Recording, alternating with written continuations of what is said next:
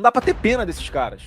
Por isso que eu fico indignado quando vejo pessoas defendendo ainda, ou criticando a operação no Rio de Janeiro, como se ele estivéssemos falando de pessoas que simplesmente não tiveram oportunidade na vida, estão ali defendendo um território que é deles, que eles têm direito de fazer aquilo. Quem tá numa mata 3 horas da manhã segurando um fuzil não tá fazendo turismo. Olavo é do Carvalho, melhor canal de corte do YouTube. Eu conto imensamente aqui com o like de vocês, que você mande o programa nos seus grupos de WhatsApp, e esses fatos que nós vamos revelar e entender melhor aqui hoje, chegarem ao máximo de pessoas possível. Então, manda o programa para os amigos e manda o programa para os inimigos, especialmente esse, porque esse é o Paulo Figueiredo Show. Você pretende copiar teu pai em anunciar um ministro da Economia antes?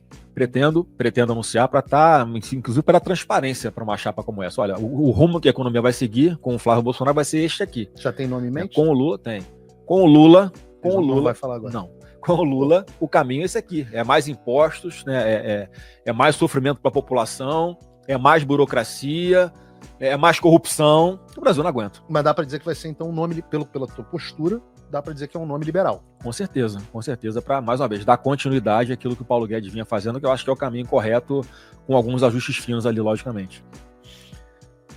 Falando de posto Ipiranga em relações em economia, vamos partir para a área de relações internacionais. Eu vejo que você tem uma interação muito grande com o teu irmão Eduardo, que inegavelmente hoje o político brasileiro com o maior grau de conexão internacional, né? Eduardo circula espetacularmente no Oriente Médio, circula espetacularmente na Europa, circula obviamente aqui nos Estados Unidos, todo mundo sabe, na América do Sul. É impressionante, é absolutamente impressionante a forma como o Eduardo já é reconhecido internacionalmente. O que dá para imaginar Flávio Bolsonaro na área de relações internacionais? Porque hoje a gente tem um Brasil que está alinhado com China, Rússia, Venezuela, e vamos falar de Venezuela ainda um pouquinho, Venezuela, Cuba, Colômbia, que é o próxima bola para ir para caçapa. Como é que a gente pode imaginar até grupos terroristas, né? Hamas, Hezbollah, como é que a gente deve imaginar a área de relações internacionais de um governo Flávio Bolsonaro e como é que você enxerga a influência do Eduardo? Olha, eu acho que para mim a gente tem, graças a Deus, temos um craque em casa nessa parte de relações internacionais. É um privilégio poder contar com o próprio irmão, ou seja, a lealdade é 100%, é sangue do meu sangue, com a competência que ele tem. Então, eu fico muito tranquilo com relação a isso, como você falou. É uma pessoa que abre portas em praticamente todos os países do mundo, né? Em relações internacionais, a gente tem que defender os interesses do Brasil. Então, ninguém melhor do que, imagina, Flávio Bolsonaro, presidente da República, tendo alguém que pelo mundo possa trazer investimentos para o Brasil, que esteja ele falando em nome do presidente da República com o mesmo sobrenome, quer dizer, dá muito mais credibilidade, além da habilidade que ele tem de cultivar esses relacionamentos ao longo dos anos. Tenho certeza que, ou pelo menos eu não conheço ninguém que tenha no Brasil alguém que reúna essas mesmas qualidades, que pode ajudar muito o nosso país, né? Lá atrás foi motivo de chacota, né? Quando o presidente Bolsonaro pensou em indicá-lo para ser embaixador nos Estados Unidos, seria um golaço. Teria sido hoje muitas pessoas que faziam pouco caso enxergam que seria um golaço por causa disso, a relação pessoal que ele construiu, a relação de credibilidade que ele construiu. Isso, sem dúvida alguma, daria muito mais celeridade e volume de negócios, trazendo para o país uma pessoa como o Eduardo Bolsonaro intermediando. Então, assim, eu tenho muita confiança nele, na capacidade dele, nos relacionamentos dele e no respeito que ele conquistou internacionalmente.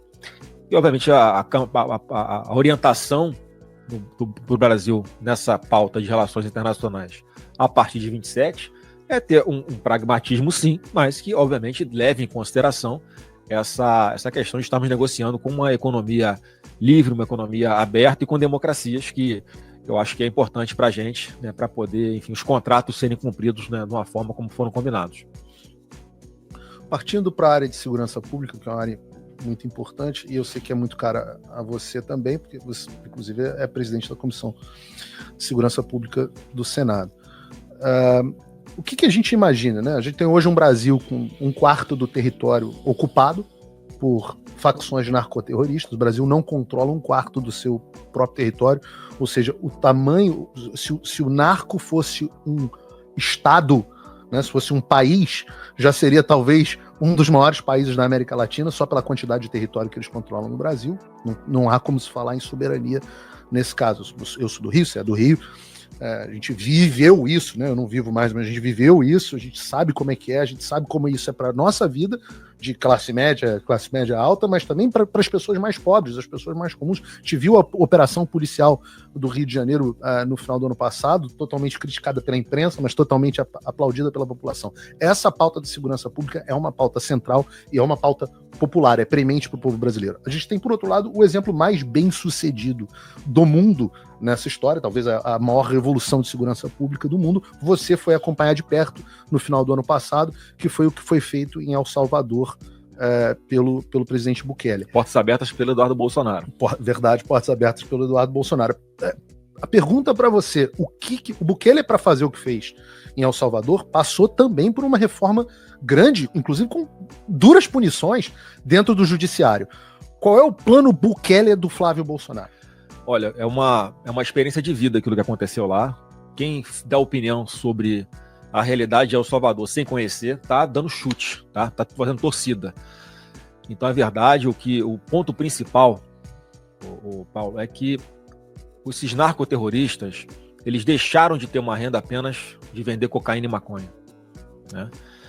Eles passaram a ter um modus operandi de domínio de território. Aí, junto com o tráfico de drogas, tem a questão das armas, que eles conseguem adquirir as melhores do mundo, com o poderio financeiro que eles têm, em função de começar a explorar quem mora nessas regiões. Então, o gás mais... a população tem que comprar o gás mais caro, tem que comprar a internet que eles fornecem, tem que pagar... Quem tem uma barraquinha de cachorro-quente tem que pagar lá R$50 por semana para poder vender o cachorrinho quente dele naquela área dominada por esses narcoterroristas. Só para que todos tenham compreensão, Paulo. Se a gente pegar só a população do Brasil, você falou, 25% dos moradores no Brasil, dos habitantes brasileiros, vivem em áreas dominadas por esses narcoterroristas. Exato. É como se pegasse Rio de Janeiro, São Paulo, Rio de Janeiro, Minas Gerais, Espírito Santo e Paraná. Uhum. Olha o tamanho, olha quantas milhões de pessoas. Seria um dos maiores quase países. 30 milhões de pessoas vivendo sob o domínio desse tipo de marginal. E assim, o que eu tenho feito como presidente da Comissão de Segurança Pública? Cara, não tem outro caminho. Endurecimento da legislação penal de verdade. Tem que construir muito presídio. Esse papinho tem que construir mais escolas, menos presídios. A gente tem que construir escola, só que tem que construir muito presídio, porque as pessoas têm que cumprir a pena às quais elas foram condenadas de verdade. Mas as pessoas cometeram crimes, não é inventar quem está com camisa amarela do Brasil passeando em algum lugar porque quebrou uma vidraça em Brasília é condenada a 17 anos de cadeia, não. Tá? Não é pichar uma estátua com batom que é crime. Criminosos que geram terror para as ruas. Esse criminoso que domina uma favela como essa, Paulo, que usa um fuzil, que bota o fuzil na cabeça de um pai de família, me dá sua filha aqui, que sua filha agora é minha. Eu vou ficar usando a tua filha, estuprando a sua filha o tempo que eu quiser, porque eu que mando aqui. A gente tem que libertar essa menina, a gente tem que libertar esse pai que fica impotente e não tem o que fazer, vendo sua filha ser raptada para ficar sofrendo na mão de marginal como esse. Não dá para ter pena desses caras. Por isso que eu fico indignado quando vejo pessoas defendendo ainda, ou criticando a operação no Rio de Janeiro, como se ele estivéssemos falando de pessoas que simplesmente não tiveram oportunidade na vida, e estão ali defendendo um território que é deles, que eles têm direito de fazer aquilo, porque o Estado não dá educação e saúde. Não. Quem está numa mata 3 horas da manhã, segurando um fuzil, não está fazendo turismo. E foi o que aconteceu no Rio de Janeiro. As pessoas, esses marginais, foram mortos no meio do mato, trocando tiros com policiais, mataram policiais. Eu fiz uma campanha para dar uma vaquinha virtual, que muita gente que está nos acompanhando provavelmente deu um dinheirinho que foi destinado para as famílias desses policiais que foram mortos ou incapacitados, ou que vão precisar botar uma prótese, vão ficar na cadeira de roda o resto da vida, para fazer um gesto de verdade de ajuda. Olha, a população está com vocês, policiais. Olha aqui, foram mais de R$200 mil para cada família, Paulo. Nós beneficiamos 8 famílias de policiais civis e militares no Rio de Janeiro. Então olha como é que a população está do lado dos policiais. A gente estava esperando uma reação dessa, porque o caminho que o Brasil está seguindo é de que esses marginais ficassem cada vez mais poderosos. E o Rio chegou nessa situação por causa de uma intervenção do Supremo Tribunal Federal. Tem uma coisa que é chamada ADPF 635, que foi o relator do ministro Fachin no STF, que ele dava ordem para ele, passou a ser o secretário de segurança ad hoc do Rio de Janeiro. Olha, a polícia não pode entrar aqui, para a polícia fazer uma operação em algum lugar, tem que avisar para a Secretaria de Saúde estadual, municipal, tem que avisar para a Secretaria Estadual, Municipal de Educação, tem que avisar para o Ministério Público, tem que avisar para a Defensoria Pública, tem que avisar o Supremo. Quer dizer, eles inviabilizam, e tem que depois fazer um relatório de tudo, porque que cada tiro foi disparado, em que situação que o policial fez isso. É uma maluquice. Consequência prática, Paulo, os marginais se fortaleceram e o Rio virou um grande resort de marginais do Brasil inteiro e até de terroristas como Hezbollah, que a própria imprensa divulga. No Rio de Janeiro foram presos em Foz do Iguaçu, marginais presos do Hezbollah. Essas organizações terroristas estão dentro aqui, estão alinhadas com o CV, com o PCC. E como é que muda isso? Não tem jeito, é enfrentar legislação penal dura, que deixe esses marginais muito mais tempo presos, legislação que dê amparo jurídico para os nossos policiais fazerem o trabalho que tem que ser feito, porque não dá para o policial que passou por uma operação como a do Rio de Janeiro, ele agora está respondendo a processo, porque colocou a vida dele em risco para libertar aquelas pessoas daquelas favelas que eram dominadas. Esses caras não podem ser processados, eles têm que ser condecorados, pô. Essa mentalidade que tem que ser transformada, tem que ser trazida para dentro, essa mentalidade tem que ser trazida para dentro da legislação penal. E tem que construir muito presídio de segurança máxima para que eles fiquem comunicáveis, sem visita íntima, sem saidinha. Tirar os direitos dessas pessoas para que entendam, olha, quem cometer crime no Brasil vai ficar muito tempo preso. E para fechar esse assunto, eu te dou um exemplo do que a gente acabou de conseguir mudar no Congresso Nacional. Eu acelerei esse projeto lá na Comissão de Segurança, estava pronto na Câmara, acabou que o Henrique aproveitou também esse trecho que eu vou falar. E era o seguinte, um dos exemplos de furo na legislação penal. O Superior Tribunal de Justiça, o STJ, no final de 2024, decide o seguinte, olha, um traficante que é pego com um fuzil, ele responde só pelo crime de tráfico de drogas e pega um aumentozinho pequenininho da pena porque está com um fuzil.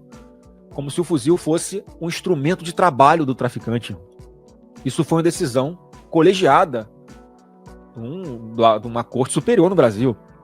O que a gente mudou nesse projeto? Olha, o cara vai pagar pelo crime do tráfico de drogas e mais uma pena pesada pelo crime de porte ilegal de fuzil dessa arma de guerra, começando com 15 anos de cadeia. Quer dizer, alguém hoje, que um traficante numa situação dessa, que pega ali 7, 8 anos, Paulo, e nem começa no regime fechado, começa com o pré-pena no regime aberto, a partir da entrada em vigor desta lei, que o Lula não sancionou ainda, se sancionar, ele vai pegar a pena do tráfico mais a pena do porte ilegal de fuzil, então ele já parte de uma pena de no mínimo ali uns 14, 15 anos, e que ele começa no regime fechado. Você sabe que aqui na Flórida, qualquer crime que você cometa com arma de fogo, no momento em que você utilizou uma arma de fogo, a pena mínima é de 10 anos de prisão, sem progressão? Tem diversos modelos que são interessantes pelo mundo. Aquele também das 3 oportunidades de crime. Na terceira você fica o resto da vida preso. Você errou uma vez, você pagou pouco. Você errou a segunda vez, você já pagou uma pena maior. A terceira vez não tem pau, você vai ficar preso a eternidade. Tem diversos modelos. E o que eu vi em El Salvador era um negócio assim. Lá eles tinham os pandilheiros, que é tipo as nossas organizações criminosas aqui, é um PCC da vida, um CV da vida. E isso também nós colocamos no projeto, eu esqueci de falar. O crime de pertencimento à organização criminosa. Sim. Isso passou a ser um tipo penal. Então, se pelas investigações está configurado que um marginal é do CV, é do PCC, o simples fato dele pertencer a esta facção já tem ali uma pena mínima, se não me engano, fica uma pena mínima de 10 anos. Quer dizer, já é também mais um ingrediente para esse marginal perigoso ficar muito mais tempo preso. E lá, a gente sentou com o ministro da Segurança Pública deles, lá em El Salvador, e ele falava assim, Flávio, se El Salvador conseguiu fazer, que é muito menor, com muito menos dinheiro, o Brasil tem toda a condição de fazer também, basta querer. Basta tratar bandido como tem que ser tratado, como bandido tem que ser tratado, né, e batalhar por aquelas crianças ainda que não foram para a vida do crime, mas começam a ser aliciadas, para que elas não vão, que elas realmente tenham um caminho, uma alternativa, que é isso que eu acredito de verdade. E aí a gente tem que investir na educação básica, mas esse é um outro debate. Vamos falar aqui da parte de segurança né, depois que o caldo já entornou, como eu falo. Então eles levaram a gente para dentro do CECOT, que é um centro lá de combate as organizações terroristas em El Salvador. A gente entrou lá, cara, são celas assim para 280 presos juntos, todo mundo de branco, roupa branca, todo mundo tatuado, porque lá as tatuagens identificam de qual facção criminosa essa pessoa pertence. E ali não tinha ninguém condenado a uma pena mínima abaixo de 20 anos de cadeia. E como é que funcionava lá? Os pandilheiros, eles simplesmente eram guerras de facções que elas dominavam os territórios. Então, o território aqui era de uma facção, brigava com a do outro, similar ao que a gente vê no Brasil. E como é que eles acabaram com isso, cara? Crime de pertencimento a uma organização criminosa, investigação pesada, eles criaram várias criminais específicas para julgar essas organizações criminosas com uma velocidade muito maior, sem direito a nenhum tipo de benefício depois de estarem já presos e condenados. E você pensa em fazer algo assim no Brasil? Um tratamento nesses presídios, nos presídios, que era tratamento de regime disciplinar diferenciado. Olha, você tem direito a 2 horas de banho de sol por dia, você pode fazer aqui uma atividade física, você pode ter aula de religião, eles levam isso para dentro do presídio também. Eu, como fui estagiário da Defensoria Pública quando eu fiz faculdade de Direito, eu estagiei em Bangu 2. E eu presenciava ali, Paulo, que quando um preso se converte, a taxa de não reincidência dele é muito maior. Então, assim, a igreja, dentro dos presídios, recupera muito mais do que o próprio Estado. Isso é comprovado cientificamente. Então, assim, a situação ali em El Salvador se resolveu dessa forma. Os caras ficaram presos pelo menos 20 anos. Então, assim, esse cara que está na cadeia não tá na rua matando mais ninguém, estuprando ninguém. E só para fechar esse assunto, eles botaram pra gente lá 5 marginais, né, de frente para a parede, algemados. Os caras saíam da cadeia, da cela, iam pro corredor. Aí começava ali a ficha corrida dos caras na frente deles, né? Ó, esses 2 aqui, eles eram de uma pandilha e deram a ordem para que eles tocassem fogo, atirassem fogo num ônibus. E eles deviam estar doidões, né, cheiradão de cocaína, sei lá, alguma droga que eles estavam usando. Tocaram fogo com as pessoas dentro do ônibus. E aqueles desesperados que derrubavam a janela para sair do ônibus, quando conseguiam sair pegando fogo, eles ainda fuzilavam, para garantir que as pessoas iam morrer.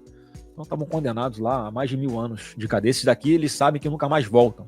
E a família deles é grata ao Estado, porque as pessoas que eles mataram e sumiram com os corpos, muitas vezes, as famílias não podem nem fazer o enterro para chorar. Meu Deus. Essas pessoas que foram assassinadas. Os familiares deles sabem que eles estão aqui, que eles estão vivos, cumprindo pena, mas sabem que eles estão vivos. Aí, outra situação. Esse aqui matou mais de 300 pessoas. Quer dizer, olha o padrão das pessoas que estão ali naqueles presídios. Mais de 300 pessoas também condenadas a mais de 1000 anos de cadeia e não vai sair. A pessoa sabe que ela vai morrer ali. Não vai ter direito a benefício nenhum. Então, assim, tem que ter algo, se não igual, mas muito similar, porque não dá mais para transigir com esses marginais violentos, porque a população não aguenta mais. Isso se alastrou, em especial onde os governos são de esquerda, aqui no Brasil. Sim. E parece que o Nicolás caiu de Maduro. Para quem achava que Donald Trump havia desistido de combater a esquerda aqui na América Latina pelo fim da Magnitsky, estava enganado. Donald Trump não desistiu e eu convido você a não desistir também. Deixe seu like se você gostou dessa captura, comenta aqui o que você acha que vai acontecer nos próximos dias e eu te convido a acompanhar o passo a passo do que está acontecendo aqui na América Latina e qual vai ser o impacto disso no Brasil, se inscrevendo no canal e ativando o sininho das notificações para você não perder nada. Eu vou estar trabalhando dia e noite para trazer as melhores informações e análises do que está acontecendo no Brasil e no mundo aqui no canal Olavo é do Carvalho. Lembrando que eu tenho vídeos novos no canal todos os dias às 18, 19 e 20 horas. Então não perde tempo e ativa o sininho das notificações. Se você quer ajudar ainda mais o meu trabalho, você pode se tornar membro aqui do canal e fazer parte de quem não desiste do Brasil. Vai ter o link aqui na descrição do vídeo para você se tornar membro do canal e receber na frente os vídeos que vão ao ar às 18, 19 e 20 horas. A gente sempre dá prioridade para os nossos membros. Já são mais de 300 membros aqui no canal e eu te convido a fazer parte. Então, deixe teu like. Muito obrigado por você ter acompanhado o vídeo até aqui e até a próxima.